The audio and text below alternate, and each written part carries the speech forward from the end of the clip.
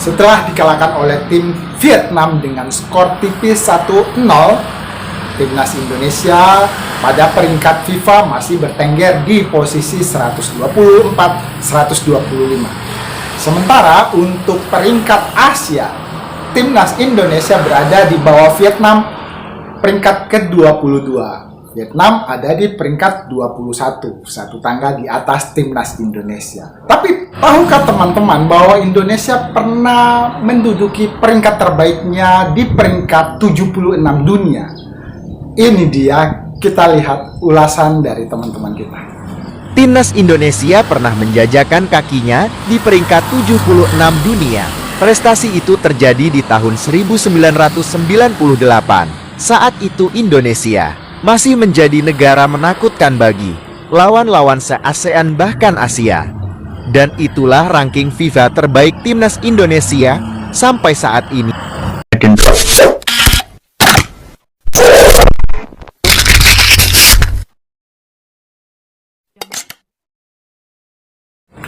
Berikut ini kita akan melihat komentar-komentar fans dan pencinta sepak bola Vietnam setelah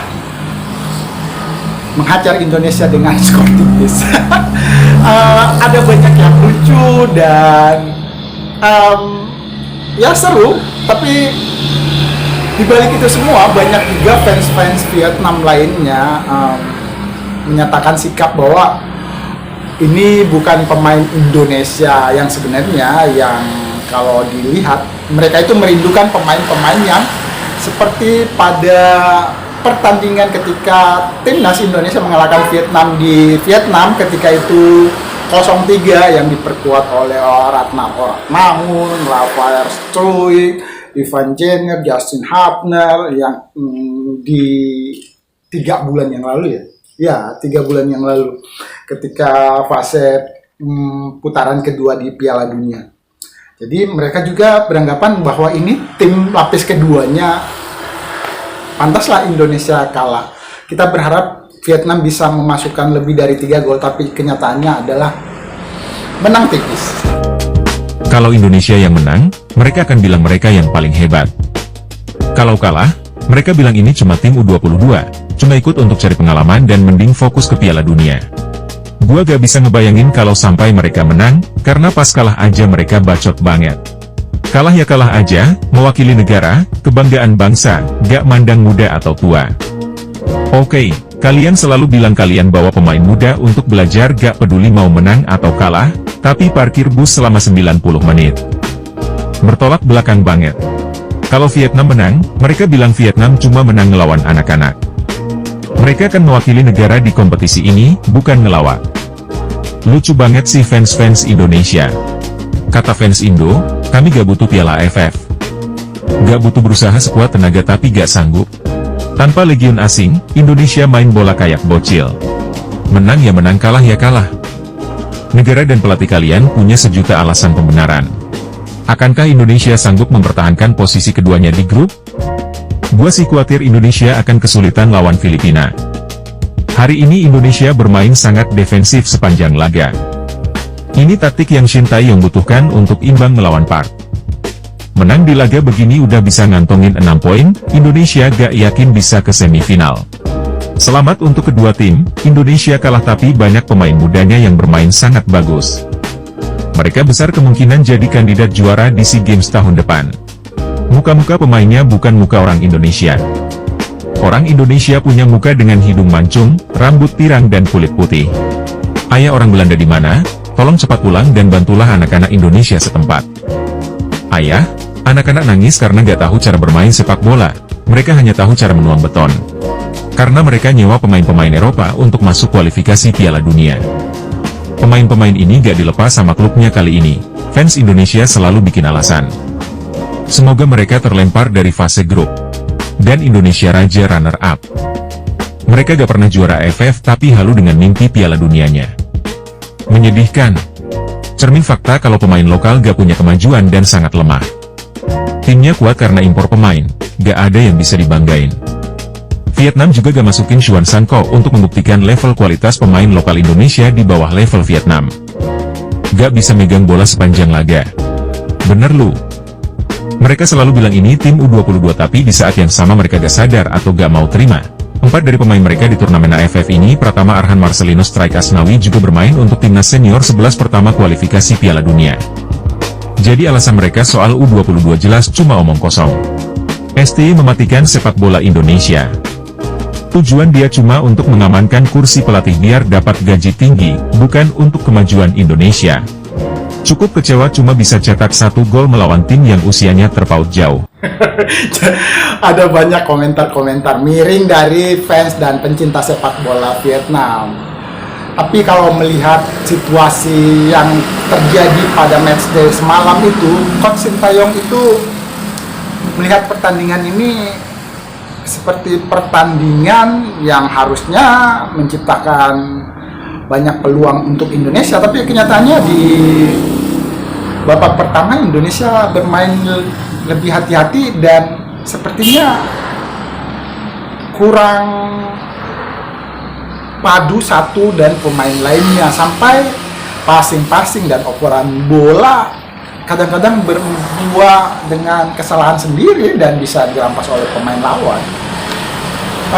Di babak kedua yang lebih seru, Coach Sintayong merubah pola permainan dan anak-anak skuad Garuda Muda lebih bisa memperlihatkan ketajamannya walaupun tidak membuatkan gol. Rafael Struijk, si Victor Getan nyaris saja menjebol gawang Vietnam kalau tidak ditepis oleh Nguyen Philip, kiper Vietnam semalam.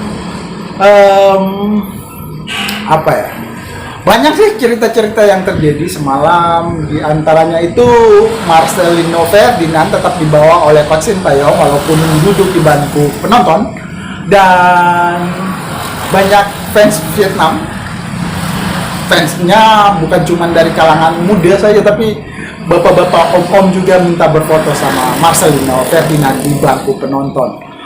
Lalu yang paling banyak penggemarnya dan fansnya di Vietnam, Pratama Arhan. Sampai pemain-pemain Vietnam juga ikut meminta foto bersama Pratama Arhan. Setelah pertandingan, ini pertandingan diselenggarakan di provinsi atau di mana? Yang jelas bukan di Hanoi, tapi di Vientiane. Ya, setelah pertandingan, para pencinta sepak bola fans Vietnam langsung menyalakan flyer, berkonvoi di jalan-jalan seperti memenangkan pertandingan di fase Piala Dunia. Dan wajar lah ketika mengalahkan Indonesia, karena 3 kali beruntun dikalahkan oleh timnas Indonesia baik di penyisihan Piala Asia maupun di laga putaran kedua penyisihan Piala Dunia. Ya, seperti fans-fans pada umumnya berkonvoi keliling-keliling kota setelah dari stadion. Aduh, banyak cerita dari Vietnam. Kemungkinan hari ini skuad Garuda sudah sampai di Jakarta dan akan beristirahat karena waktu beristirahatnya cukup lama ya. Ya, nggak tahu ketentuan ataupun yang diberikan oleh AFF